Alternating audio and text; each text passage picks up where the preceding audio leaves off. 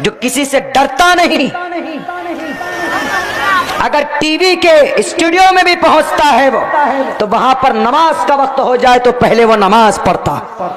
اسد الدین اویسی صاحب، آپ کہیں گے کہ جھوٹ بولتے ہو، میرا سفر ان کے ساتھ ہوا، پروگرام میرا ان کے ساتھ ہوا، میں نے اس بندے کو بہت قریب سے دیکھا۔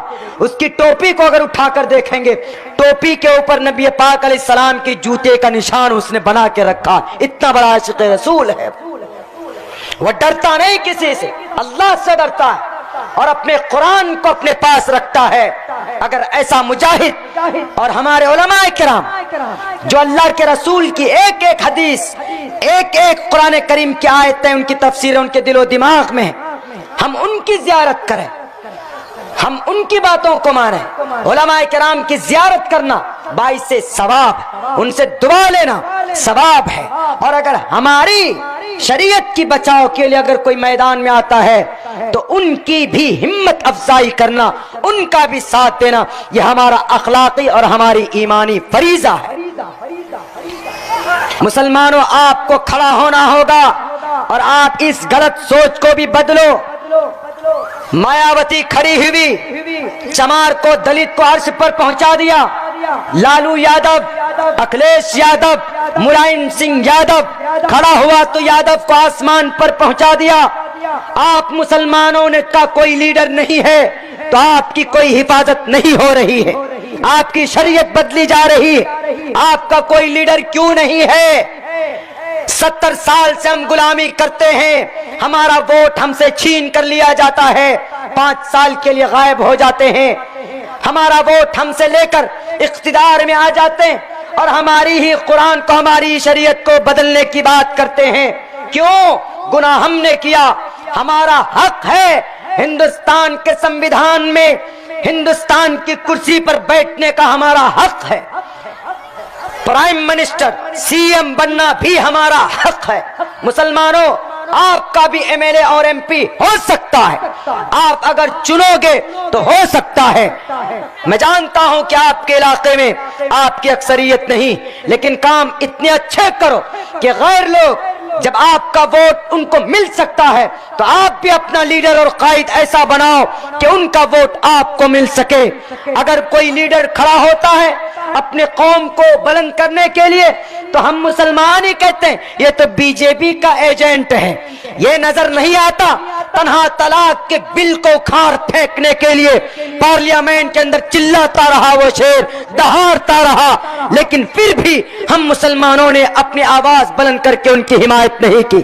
ہمارا کوئی لیڈر کیوں نہیں، ہمارا کوئی قائد کیوں نہیں، ہم کیوں نہیں اپنا قائد تسلیم کرتے، ہم اپنا قائد بناتے۔ ہماری سب سے بڑی بد نصیبی مسلمانوں یہ رہی ہے کہ ہمیشہ ہم بٹتے رہے، ہمیشہ ہم نے بانٹنے تقسیم کرنے کا ہم نے کام کیا۔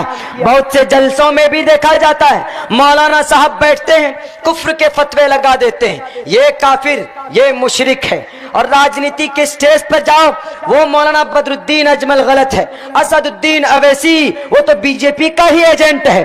پتا ہو نہ ہو بی جے پی کا ایجنٹ ہوتا تو کرناٹکا کے اندر وہ الیکشن لڑتا تاکہ بی جے پی کو فائدہ ہو۔ سیاست دین کا حصہ ہے۔ اگر کوئی ہمارا عالم دین ہم سے کہہ دے کہ مولانا عبداللہ سیاست دین کا حصہ نہیں ہے، اس لیے میں اسٹیج پر بولتا ہوں۔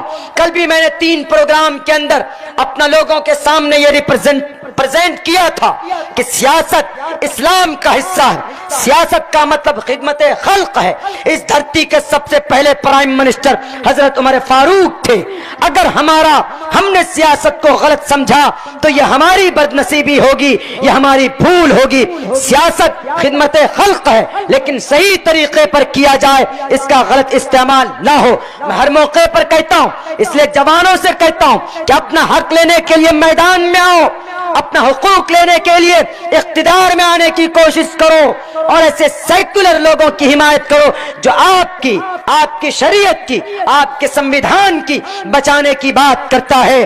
آپ ایک پلیٹ فارم پر آؤ، آپ سبق لو ان لوگوں سے جن کے 33 کروڑ خدا ہے، وہ ایک پلیٹ فارم پر ہیں۔ ہمارا ایک خدا، ہمارا ایک نبی، تو ہم 33 کروڑ پلیٹ فارم کے اندر کیوں بچ جاتے ہیں؟ یہ ہماری بدنصیبی، یہ اس ملک کی، یہ اس ملت کے مسلمانوں کی، یہاں کے بسنے والے ایک ایک کلمے پڑھنے والوں کے لیے بدنصیبی ہے کہ آج تک ہمارا کوئی لیڈر ہم نے نہیں چنا۔ اگر کوئی بنتا ہے کہتے ہیں کہ یہ تو بی جے پی کا ایجنٹ ہے۔ مسلمان ہے ہی کتنے ہندوستان میں کہ بھئی یہ مسلمانوں کی بات کرتے ہیں۔ مثال دیتا ہوں میں، کرناٹکا کے اندر کانگریس 72 سیٹ ہے، جے ڈی ایس 38 سیٹ ہے۔ سی ایم کون ہے؟ جے ڈی ایس کا ہونا کس کو چاہیے؟ کانگریس کا، کیونکہ اس کی 72 سیٹ تھی، لیکن نہیں، کم سیٹ ہے۔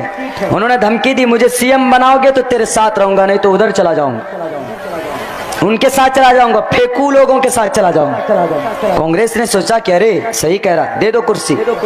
ہم بھی مسلمان یہی چاہتے ہیں، ہمارا اگر پورے بنگال یا پورے بہار میں اگر 40 سیٹ ودھان سبھا کی آتی ہے تو 40 سیٹ تو ہوگی۔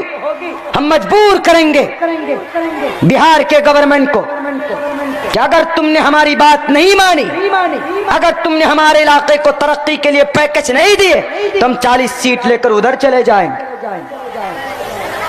یہ راجنیتی ہوتی ہے، راجنیتی غلط نہیں ہے، صحیح طریقے پر اگر کیا جائے، فائدہ پہنچانے کی غرض سے اگر کیا جائے۔ لیکن ہم اپنا حق لینا جانتے نہیں، ہم کیا کہتے ہیں ہمارا ہے ہی کتنا پرسنٹیج مولانا، آپ اگر 15% کسی علاقے کے اندر ہے تو کافی ہے، یونٹی بنا لو، بکو مت پیسوں کی بلبوتے پر آدھار پر، تب دیکھیے کہ ہندوستان کا ظالم لوگوں سے ہمارا ہندوستان کیسے بچتا ہے۔